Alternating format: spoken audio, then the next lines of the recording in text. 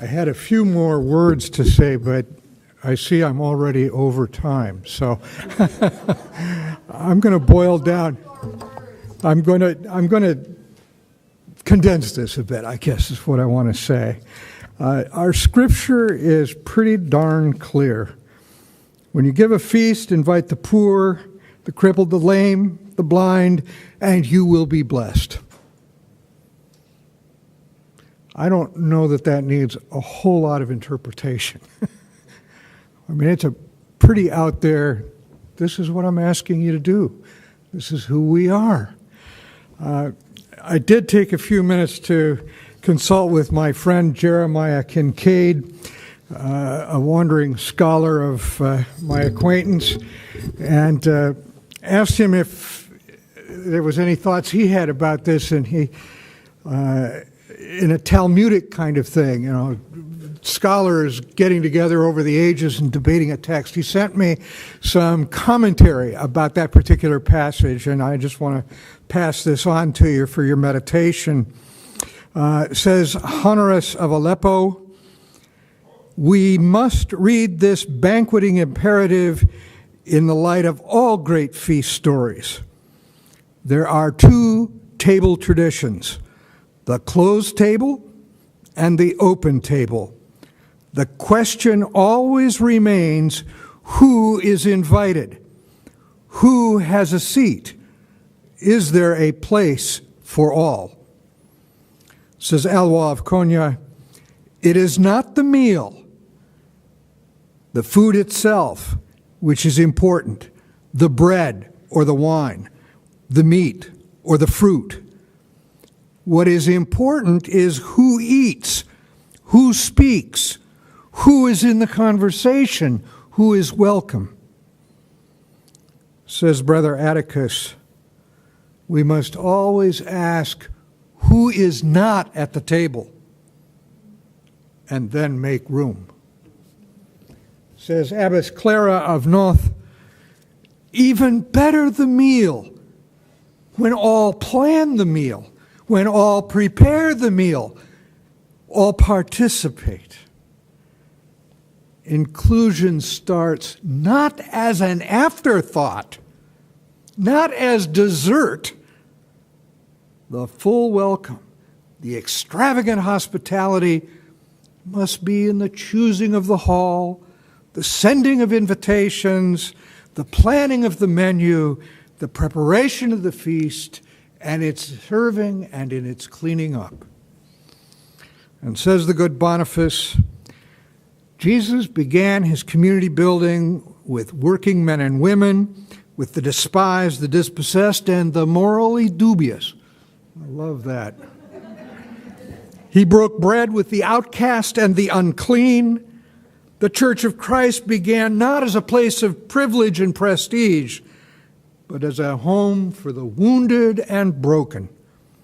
The early church grew as it established centers of radical acceptance, grace, compassion, healing, and wholeness. I'll skip to a brief story and then finish.